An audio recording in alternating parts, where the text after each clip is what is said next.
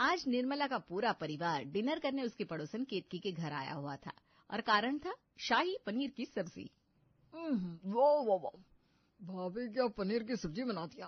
कसम से आज अगर यहाँ मैं वक्त पर नहीं पहुँच पाता तो इस बात का अफसोस मुझे जिंदगी भर रहने वाला था। अरे ऐसी क्या बात है सत्यम जी, कौन सा सिर्फ मैं ही आपको पनीर की सब्जी बनाकर खिला रही हूँ। हमारी नैना भी कुकिंग में कोई कम थोड़ी ना है, क्यों नैना? हाँ। अरे प्रेरणा बेटा, कभी कभी तो मेरा सत्यम किसी की तारीफ करता है। तारीफ कर रहा है तो सुन ले। अब तूने अच्छा काम किया है तो तारीफ सुनने की भी आदत डाल। यहाँ सभी प्रेरणा की तारीफ कर रहे थे और कलेजा जल रहा था नैना का। डिनर के बाद सभी वापस लौटकर अपने अपने कमरों में जाकर सो जाते हैं, पर नैना को नींद नहीं आती।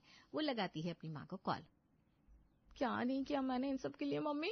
सुबह 5 बजे उठकर इनका नाश्ता बनाती हूँ, दोपहर का खाना बनाती हूँ, ऑफिस पहुंचा कराती हूँ, फिर रात का डिनर बनाती हूँ, पर मेरी कभी तारीफ नहीं हुई इनसे। और आज एक बार मेरे पड़ोसन ने खाना क्या खिला दिया, भर भर कर तारीफ कर रहे थे उस प्रेरणा की, और कारण क्या था? एक पनीर की सब्जी। अरे बेटा, मर्दों की जाति ऐसी होती है, पूरी जिंदगी गला दो इनके पीछे पर इनके मुंह से एक चू नहीं निकलेगी। और वहीं पड़ोस की औरतें एक तिनका भी उठा कर दे देगी ना तो जिंदगी भर उनके नाम की माला जपते फिरेंगी। वैसे तेरी वो पड़ोसन प्रेरणा का पति शहर में ही रहता है ना? कहाँ रहता है मम्मी, वो तो साल भर में 2 बार अपनी बीवी को मुंह दिखाता है। और ये प्रेरणा अपने सारे काम सत्यम जी से करवाना चाहती है। सत्यम जी कैसी लग रही हूँ मैं? सत्यम जी जरा नींबू ला दीजिएगा। सत्यम जी हमारे घर में टमाटर घट गया है। मिलेगी क्या? सारी सब्जियां तो मेरे घर से ही लेकर जाती है और फिर उन्हीं सब्जियों से खाना बनाकर मेरे पति से वाहवाही लुटती है। अरे रे बेटा, मुझे तो इस प्रेरणा की चाल ढाल कुछ ठीक नहीं लग रहे। एक पनीर खिलाकर कहीं दामाद जी को अपने बस में ना कर ले। मैं तो कहती हूँ तू भी कल सभी के लिए शाही पनीर बना ले। अपनी गृहस्थी बचानी है तो पनीर से रिश्ता जोड़ ले बेटा। और अगली सुबह उठते ही नैना दूध वाले के पास पनीर लेने पहुंच जाती है। 450 रुपए पड़ेंगे भाभी 1 किलो पनीर के। घर बचाना है तो इतने पैसे तो खर्च करने ही पड़ेंगे। आप पैक कर दीजिए भैया। नैना पनीर लेकर सीधा अपने घर आती है और सभी के लिए बनाती है पनीर के पराठे। सत्यम जी नाश्ता तैयार है। पापा जी, मम्मी जी। आवाज तो ऐसे लगा रही हो जैसे सामने शाही पनीर परोसी हो। वो भी बन जाएगा सत्यम जी, पर फिलहाल तो पनीर के पराठे हैं, चलेंगे ना? सत्यम की शादी में खाए थे पनीर के पराठे, उसके बाद आज नसीब हो रहा है। वैसे बड़े स्वाद पराठे बनाए बहू तूने। और ये पुदीने की चटनी, वाह भी वाह। नाश्ता खाकर आज तो मन तृप्त हो गया, क्यों सत्यम बेटा? पराठे तो काफी अच्छे हैं मम्मी, पर पनीर की सब्जी की बात ही कुछ और होती है। यही पराठे अगर प्रेरणा ने बनाए होते तो उसकी तारीफ करते थकते नहीं। पर नैना भी अब पीछे नहीं हटने वाली थी। उसने ठान लिया था कि अपने पति के मुंह से तारीफ के शब्द सुनकर रहेगी। दोपहर के वक्त शाही पनीर नहीं हो गया, गले का फंदा हो गया। अभी जाकर दूध वाले से पनीर लेकर आती हूँ, रात को शाही पनीर ही बनाऊंगी। नैना दूध वाले के पास जाती है और आधा किलो पनीर लेकर आती है और रेसिपी देखकर रात को सभी के लिए शाही पनीर बना देती है। मम्मी जी जरा फोन करके केतकी आंटी और प्रेरणा को डिनर के लिए इनवाइट कर दीजिए ना, उन्होंने भी तो हमें खाने पर इनवाइट किया था ना। आलू की सब्जी और पराठे खिलाने के लिए उन्हें बुलाऊं क्या मैं? नहीं मम्मी जी, शाही पनीर और नान बनाया मैंने और सुबह के 2 पनीर के पराठे भी रखे हैं, उन्हें भी तो पता चले हमारा खाना पीना किसी से कम नहीं है। सच में बहू? रुक, अभी मैं केतकी को कॉल लगाकर बुला लेती हूँ। यहाँ निर्मला केतकी के फोन की घंटी बजाती है। वहां दूसरे ही पल केतकी प्रेरणा के साथ निर्मला के घर पर हाजिर हो जाती है। वैसे तो आज मैंने भी काफी कुछ खाने में बना लिया था आंटी जी, पर आपने कॉल कर दिया तो हम आ गए। अब साल में कभी तो आप हमें डिनर पर बुलाती हैं, तो ये मौका कैसे जाने देती। अब तो आए दिन आना पड़ेगा प्रेरणा भाभी। वो क्या है ना, सत्यम जी को पनीर की सब्जी बड़ी पसंद है, तो मैंने भी सोच लिया अब हर रात हमारे घर पर पनीर की सब्जी ही बनेगी। सच में क्या नैना? अगर ऐसा हो गया तो मुझे भी कहना पड़ेगा। वो है मेरी बीवी नंबर 1। नैना के बनाए पनीर के पराठे, शाही पनीर और नान की बड़ी तारीफ होती है। डिनर के बाद प्रेरणा अपनी सास के साथ अपने घर लौटती है और नैना के ससुराल वाले अपने अपने कमरों में जाकर सो जाते हैं और झूठे बर्तन धोती हुई नैना इस कश्मकश में फंस जाती है कि अब आगे क्या। 2 दिन पनीर की सब्जी बनाई, 1000 रुपए लग गए। अब हर रोज पनीर की सब्जी कैसे बनाऊंगी मैं? उस प्रेरणा के सामने बड़ी बड़ी फेंक तो दी मैंने, पर इतने तो घर खर्च के पैसे मिलते ही नहीं मुझे कि रोज पनीर बनाई जा सके। अब कैसे क्या करूं, कुछ समझ में नहीं आ रहा। नैना ये सोच रही थी कि तभी नैना के फोन पर सत्यम का मैसेज आता है। कितना काम करोगी, जरा पतिदेव को भी समय दे दिया करो। नहीं, इसी प्यार के लिए तो बैठी हुई थी मैं।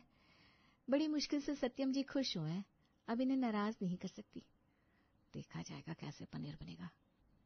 एक बार शाही पनीर बनाने से नैना की पर्सनल लाइफ खुशहाल हो गई थी। वो अब इस फीलिंग को छोड़ने को तैयार नहीं थी। अगली सुबह नैना अपनी माँ को कॉल लगाती है और अपना दुखड़ा सुनाती है।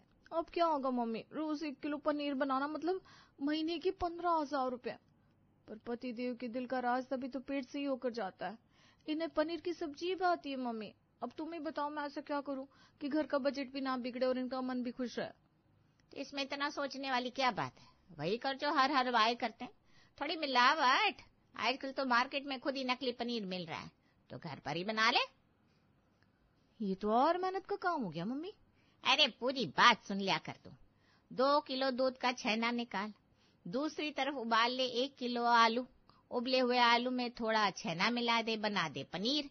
मसाले की ग्रेवी तो वही रहेगी, और उबला हुआ आलू जब पनीर के साथ मिलेगा ना तो ज्यादा कुछ पता ही नहीं चलता। और अगर मैं पकड़ी गई तो?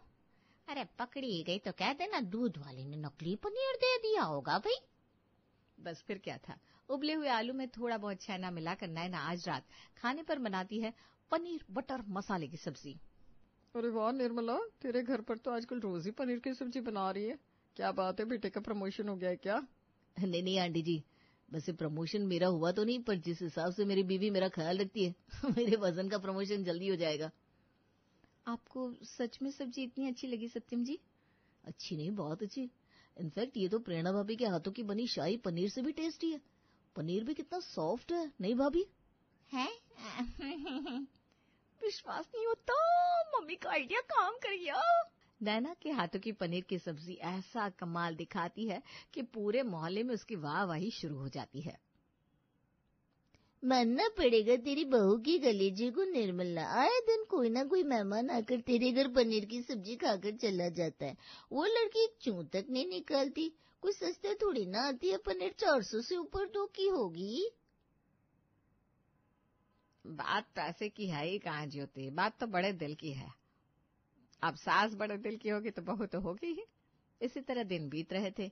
नैना के परिवार में सब कुछ अच्छा चल रहा था कि एक दोपहर उसके ससुर जी का फोन उसके फोन पर आता है।